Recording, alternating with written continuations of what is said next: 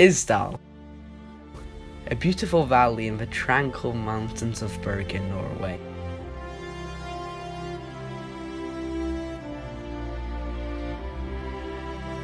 Isdal is what hikers would call hiker's heaven because of all the beautiful mountains and scenery around them. However, this at first glance peaceful, unforgettable location has a dark, haunting past. Welcome to the case of the Isdal Woman.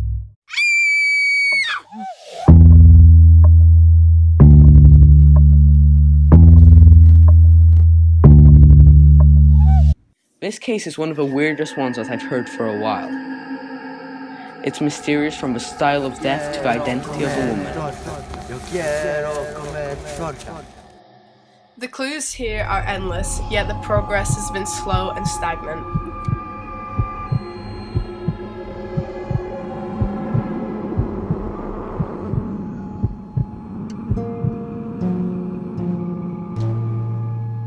On November 29th, 1970, a father and his two young daughters were taking a hike in the Isdal Valley. Oh, not so long. This is fun. No, I want to go home. No, you don't. You want to stay and hike. Which is the first odd part, as the trail they took was not marked out as an official path. They probably should have gone home.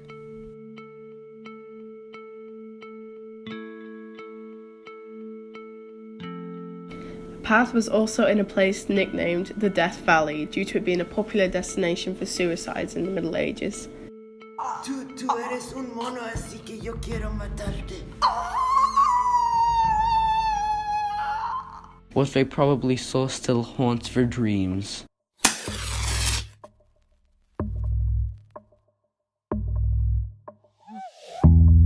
They came across a young woman whose whole front had been burnt off, and her arms were positioned like a boxer in front of her. Let's talk about the scene. It was pretty suspicious. The scene was littered with old bottles and garbage. As well as all the trash, there was jewellery, however not on the body but placed around it in a circle.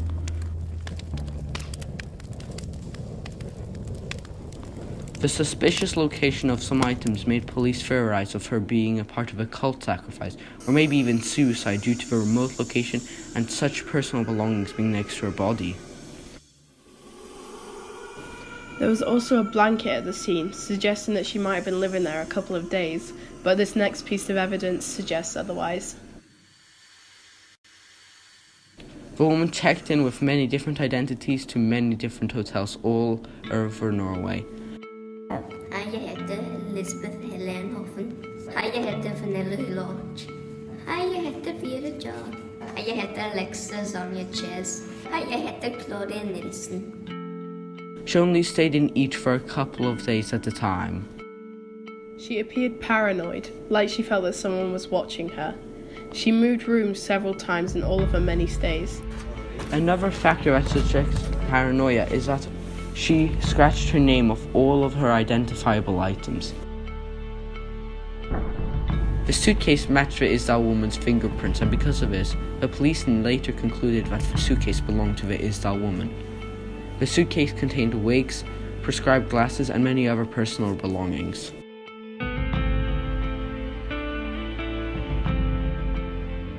It's just so weird because, just like the clothes, all the belongings had the name scratched off it.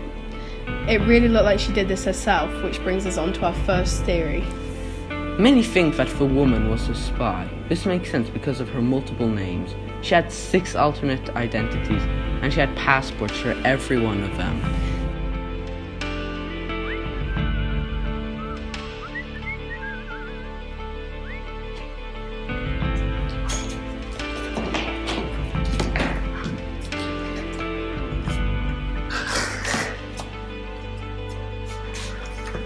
There were also eyewitness accounts of the Isdal woman after the police finally pieced together what the woman looked like. A man in the Norwegian city of Stavanger said that the woman bought a pair of boots from him. Hej, jeg vil kjøpe de her. Det blir 1300 kroner. Jeg heter Tusen takk. He says he remembers her because she took so long to choose what she wanted and she had a distinct smell of garlic. This was also strange, as it was considered a luxury to have garlic, meaning that this woman was very rich. Another factor convincing me of this is her many gold teeth. This woman had a well-paid job where had done something to get her a lot of money. A hole in the story is that she moved around a lot. She can't have had a general office job, otherwise she would never be in the office, as she went all over. It makes sense that she could be an undercover spy. Currencies from Germany, Great Britain, France and Norway were found. She can't have had a general office job, otherwise she would never be in the office, as she went all over. It makes sense that she could be an undercover spy. This is backed up by the fact that the Cold War was going on at this time. This meant that she could have been a Russian spy working in many different countries to find out intel. However, I guess we'll never know, because after all, the case of the Isdal woman is unsolved.